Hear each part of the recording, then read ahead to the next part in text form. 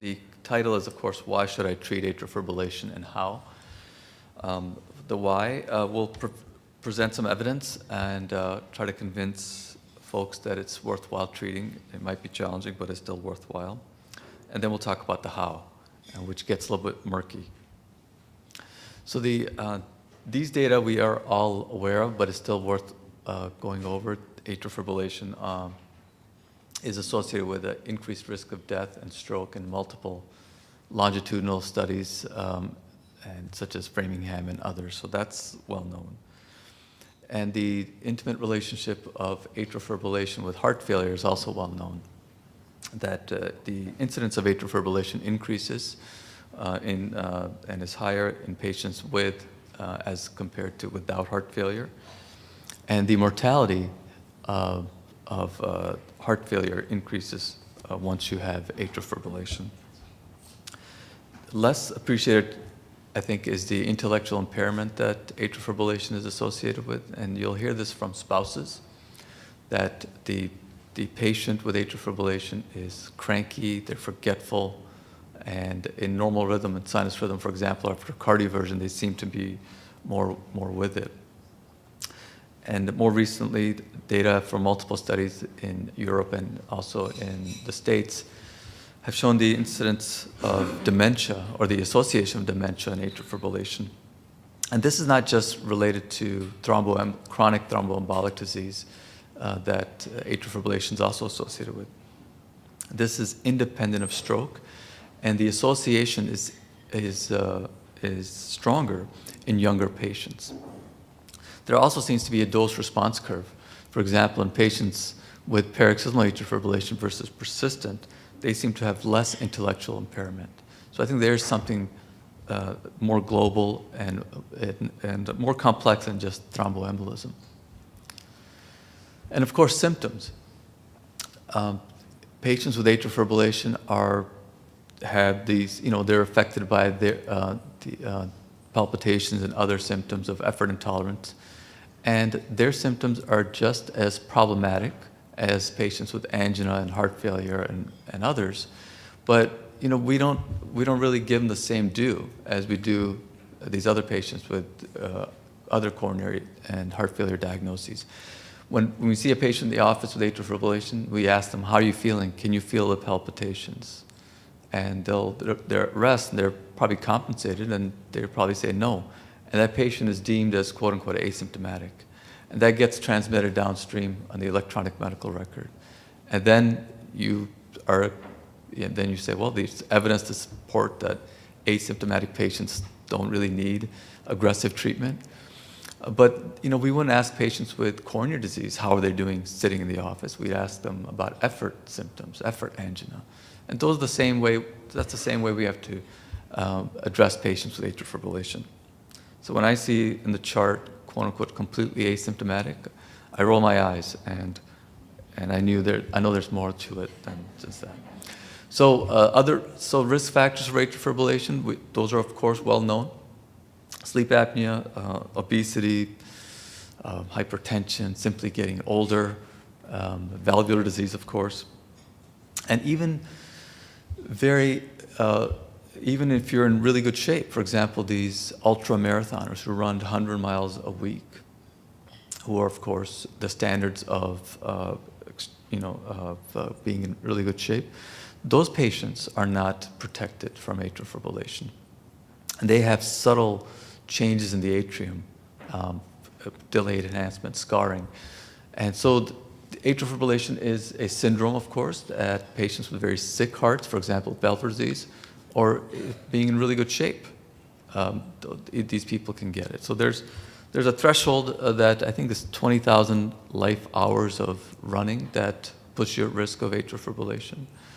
So I think most of us won't be approaching that anytime soon. So so we're on the same page, some definitions: paroxysmal, self-terminating atrial fibrillation. Persistent atrial fibrillation is longer lasting, that requires a cardioversion lasting for at least a week. Long-standing persistent is continuous atrial fibrillation uninterrupted for a year. Permanent atrial fibrillation is that plus the patient and or the physician is deemed that it's not worthwhile trying to pursue sinus rhythm. And the reason to make this distinction is, one, we're communicating the same language, but there's also prognostic significance to this categorization. How to treat atrial fibrillation? In patients with paroxysmal, well-tolerated, infrequent episodes once or twice a year, those patients really don't need an ablation. They don't need daily therapy. And if they're alert and they can tell when they have symptoms, it's reasonable to give them a pill-in-the-pocket approach, propafenone and propranolol combination. If you have recurrent paroxysmal atrial fibrillation, you have an option of taking daily antiarrhythmic therapy, or first line, if you have access to a high-volume center, catheter ablations, especially in young patients. Persistent atrial fibrillation, because it's more difficult, they have more changes, more comorbidities, it's reasonable to try a drug if there's no contraindication, and if they fail or they have adverse effects, then go ahead with ablation. Which medications? It's pretty simple. If they don't have structural heart disease, then you have many more options. For example, propafenone, flecainide, and dronedarone and others. Or the catheter ablation is again, first line even, if you have access to expertise. In patients with structural heart disease with heart failure, then amiodarone is really the only option. You could use dofetilide, but it depends on various factors like renal dysfunction and left ventricular hypertrophy. If you have coronary disease and no significant heart failure, I think sotalol is reasonable. The downside of antiarrhythmic therapy is, one, that it's not that effective. Amiodarone is the best drug we have, and even with that, there's a pretty high risk of recurrence within a year.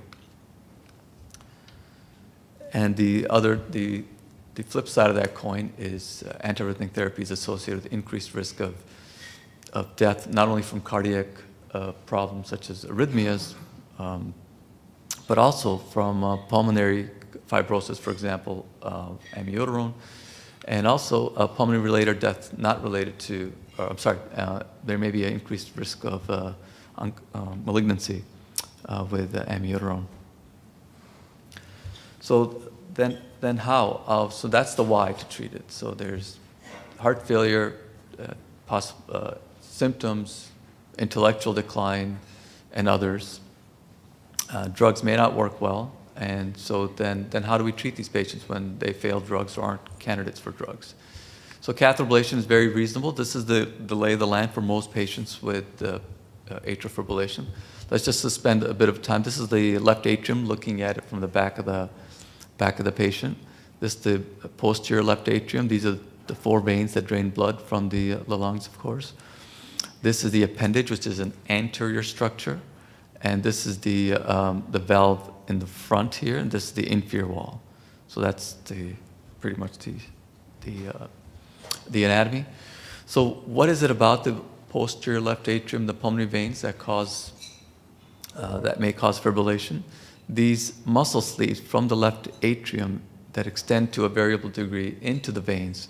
So it's this interface between the left atrium and the pulmonary veins that are thought to be the triggers or drivers of atrial fibrillation. And sorry, I have to show you some electrograms. So this is a nice slide because it shows you what's happening inside these pulmonary veins and why it's worthwhile in getting rid of them. So this is very rapid activity in one of the pulmonary veins at 500 beats per minute. So you could see why this would be driving fibrillation. And you go around in a circumferential fashion to slow down this tachycardia within the vein. Then eventually you want to disconnect the vein electrically. So this signal shows that there's an electrical connection, and with further ablation you see asystole in the vein, and that's what you want in each of these four veins. So after you're done, this is your lesion set. So again, this is from the back of the heart. This is the posterior left atrium, and there's a circle, of course, or semicircle anteriorly, and that's what it takes for circumferential ablation. So the downside is that this takes quite some time. This may take about 3 hours or so. Each of these spots is where the catheter may have stayed for about 20, 30 seconds. Some of these spots need to be revisited. So you can get rid of paroxysmal atrial fibrillation with that procedure in about 90% of patients. About 20% of patients, you need to bring them back most often for reconnection, electrical reconnection of the veins. Serious complications occur in about 1% of patients. So why do these patients need to come back? Why is there a risk of connection? So one is, this, unlike open heart surgery, for example, when the surgeon can hold a heart in his or her hand, make the incisions and lesions that they want to, the heart's moving, the patient's breathing, so often there's not good catheter contact. For example, look at this patient, who's breathing spontaneously, there's like 2 centimeters of catheter excursion, and so you can imagine why lesions may not be permanent, may not be transmural. So you can, for example, with general anesthesia, you can institute a breath hold for a few seconds, and then you can hone in on that area that's troublesome. So that's one way to prevent people from coming back. But some people are just destined to come back. There's a hierarchy of connections. There's some connections that you can get relatively easily endocardially, but some of these connections are waiting in the wings to take over after you get rid of the conventional connections. One of these is, for example, an epicardial connection that may need more extensive or more sophisticated ablation, such as the vein of Marshall. And also our tools aren't very good. We're trying to treat a patient with a diffuse disease with a focal catheter. So it's just really hard to do as much work as you want to with a focal catheter, or as efficiently as you want to. So the cryo balloon is nice because you can circumferentially ablate the whole vein in one swoop. So here's an example of a balloon that's occluding a flow from the vein, and you're freezing the whole circumference, which takes 2, 3, 4 minutes. You may need to repeat it. So the cryoablation is more efficient. You can get things done quicker within an hour, hour and a half. And there's also clinical efficacy in patients with paroxysmal atrial fibrillation. So frying or freezing, it's equivalent in most hands. There are pluses or minuses. If you have unusual pulmonary vein anatomy, then the balloon, it doesn't perform as well as the catheter, the ablation catheter, radiofrequency catheter is more nimble. You can do more things. It also takes a little bit more skill to be able to manipulate the catheter wherever you want to with radiofrequency ablation. If you have other arrhythmias, flutter or SVT or PACs, then it's probably best to use a radiofrequency approach. Patient comfort, they tend to have less pericarditis with cryoablation. There's also a different risk profile. Patients with cryoablation are more prone to get phrenic nerve injury that resolves in most, and patients with undergoing a radiofrequency based procedure are at higher risk of perforation as opposed to cryo. So what are the differences from an electrophysiologic standpoint? So this is a patient who had a cryo procedure, and this is the voltage map. The level of ablation is at the ostium of the veins as opposed to more proximal, and so you tend to get more of these quote-unquote antral drivers a little outside the veins. So the more ablation you do down in the atrium, the more debulking, and probably you're less of a risk. Of course, there's a balancing act. You don't want to do too much. So that's paroxysmal atrial fibrillation. What about persistent? This is from Hakan's data from '01, and he showed that patients with persistent AF don't fare as well with pulmonary vein isolation. 10, 12 years later, the data aren't really that much better. So this is in long-standing persistent, but again, with pulmonary vein isolation, patients don't do as well, only about 25% success rate. And the reason is shown in this slide. This is an anatomic study. Patients with persistent and quote-unquote permanent AF, they tend to have much more scarring than in patients without atrial fibrillation. So the blue is, of course, this is fibrofatty replacement of muscle. So more scar means more areas that can act up and more areas you need to treat and lower chance of success. So that's one difference. So even in patients with quote-unquote lone atrial fibrillation with no structural heart disease, they tend to have more scarring. So we used to think that if you have no comorbidities, that it's simply an electrical disease, but no, these patients truly have a muscle disease. So it's not just an electrical phenomenon. Again, patients with, this is clinical data now, this is from one of our research fellows from a few years ago. Any place you look in the atrium, there's more scarring in patients with persistent as opposed to paroxysmal atrial fibrillation. Also, patients with persistent atrial fibrillation have faster drivers. Remember that vein with 500 beats a minute, really fast drivers? Well, patients with persistent fibrillation have more of those than paroxysmal. There's also more of a driving force from the veins. The veins in patients with paroxysmal fibrillation are faster than those with persistent. That's why they don't respond as much to paroxysmal atrial fibrillation. Patients with persistent atrial fibrillation have more diastolic dysfunction, more higher left atrial filling pressures. This is from one of our colleagues' study from a few years ago. He showed that persistent AF patients have a higher likelihood of mortality even after a successful procedure. Again, speaking to this is a different substrate.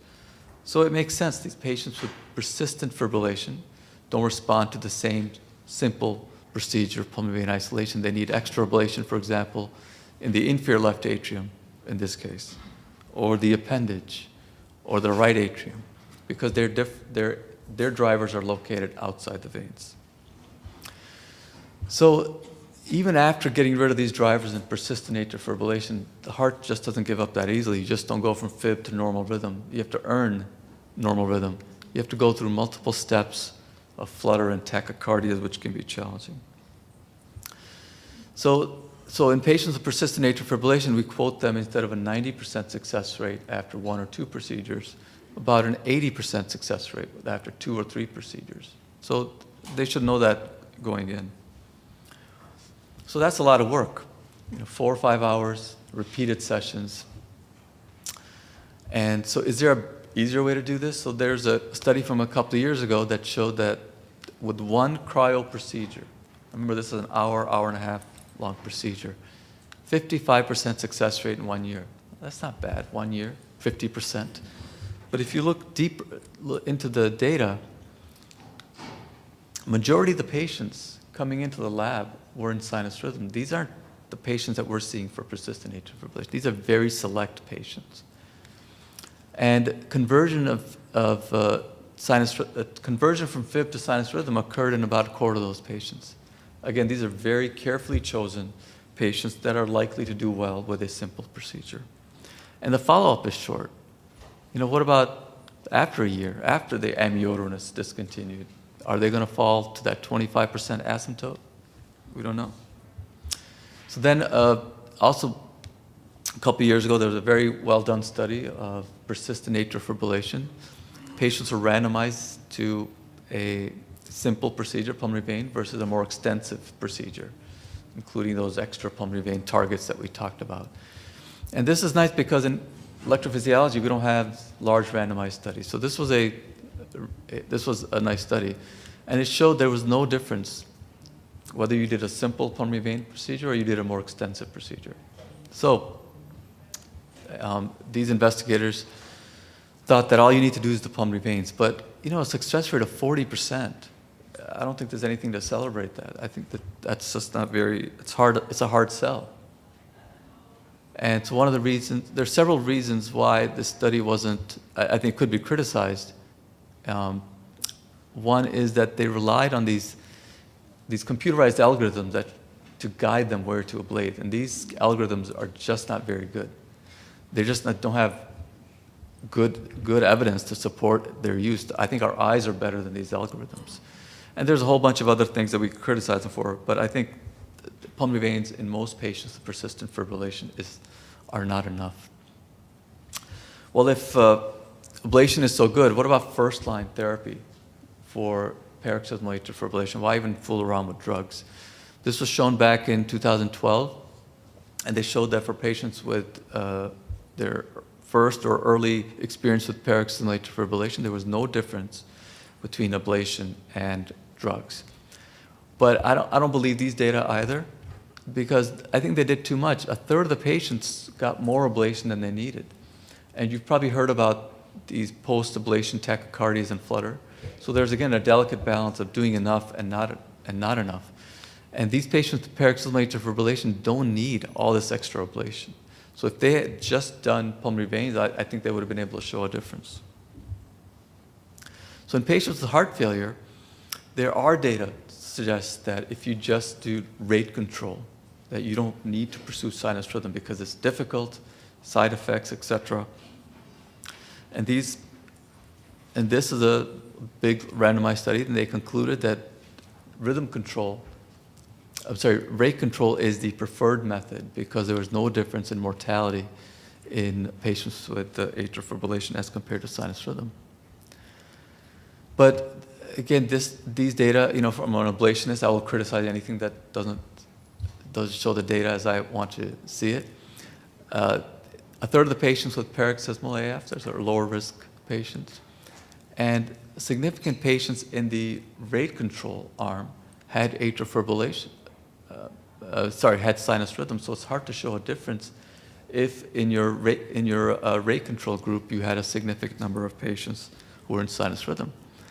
And I didn't see this initially when I was reading the paper, but in patients with rate control, they had a much higher risk of sepsis and death than in patients with the rhythm control. And so, first glance, why should this be? But remember, in the rate control group, part of the treatment strategy was AV junction ablation and pacemaker implantation. So I think that a rate control strategy, especially if it includes AV junction ablation and pacemaker dependence, is not trivial. And this was never really discussed. I didn't appreciate this before. So I think it's another reason to pause and see, is there a better way to treat our patients with heart failure and persistent AF?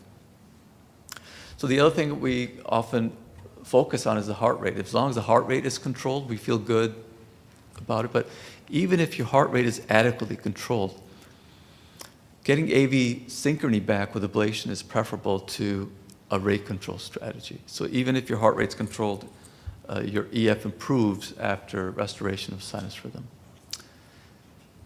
AV junction ablation, pacemaker implantation, bi-V pacing, that's an option for persistent AF and heart failure. But sinus rhythm with ablation outperforms AV junction ablation, and you don't have to worry about pacemaker dependence. So there are emerging data that catheter ablation is superior to drug therapy, even in sick patients. For example, these patients with heart failure, there's a lower risk of hospitalization and mortality in patients who underwent ablation. These are more recent data in heart failure patients. These are patients who have implanted devices, so you can truly check your work, the efficacy of ablation. And there's a lower risk of mortality in patients who underwent ablation.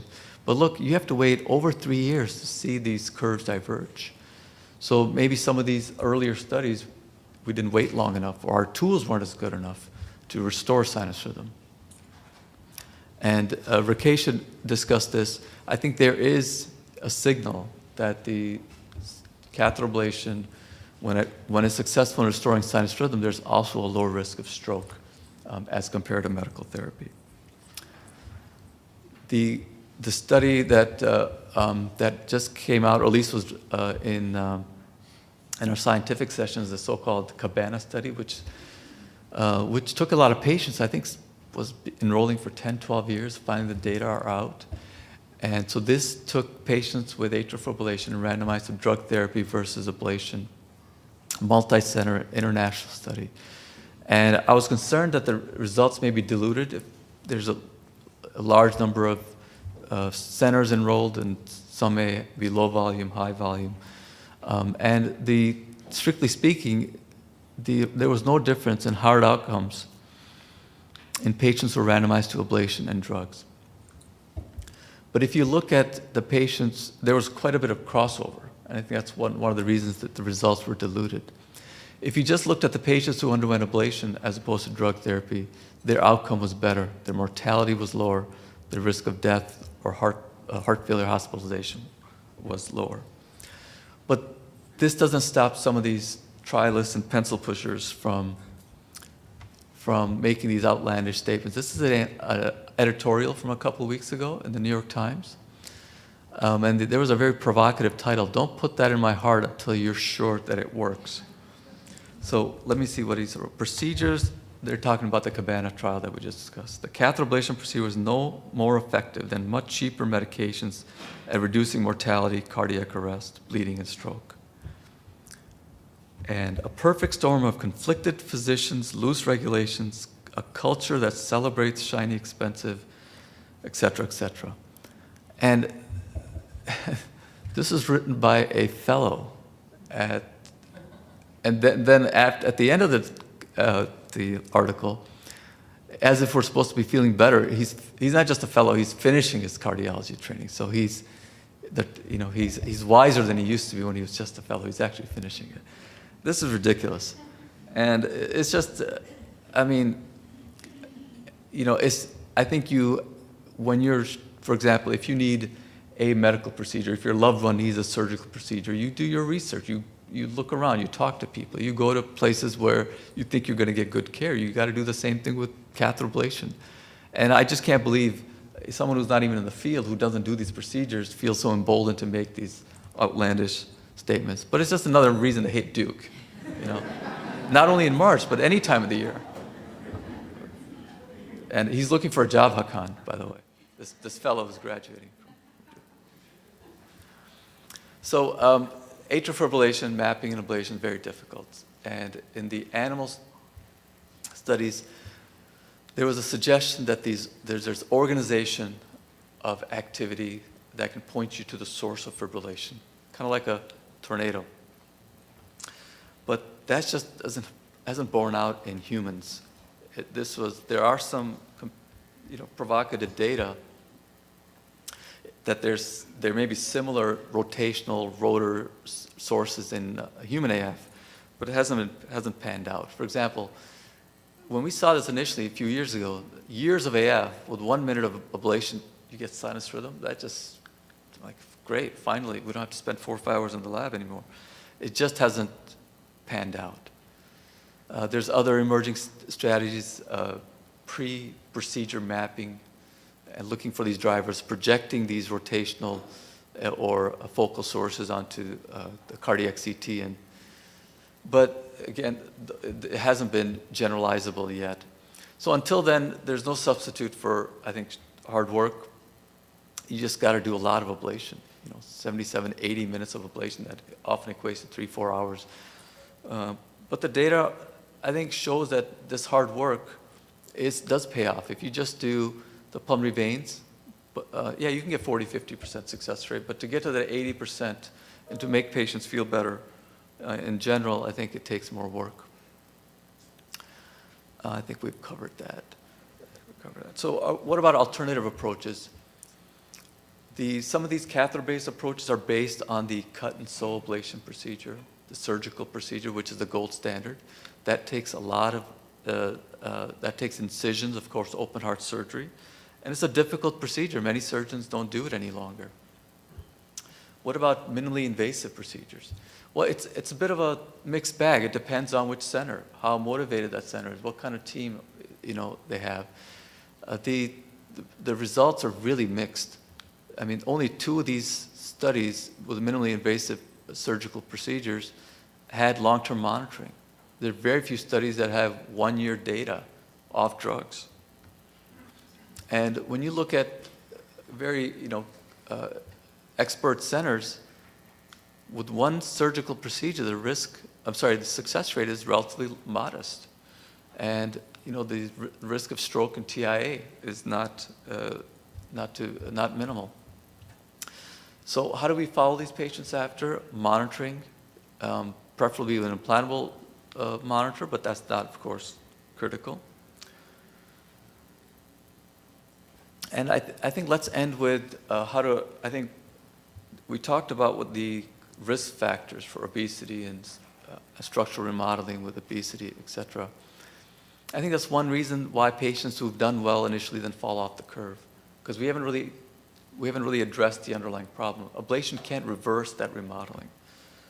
And here's what, for example, in human hearts, there's evidence that there's inflammation from all these factors, obesity, sleep apnea, hypertension, that contributes to the structural remodeling. So as we're doing the ablation, concomitantly, we're talking to them about sleep studies, weight loss, and before we'd just be standing on our soapbox telling them to do these things. But now there's good data. If you address whatever ails you, hypertension, lipids, and sleep apnea, smoking, whatever you do, whatever ails you, your success rate with an ablation procedure is much better if you're able to address those things concomitantly with catheter ablation. So I think we'll end it there. Thank you.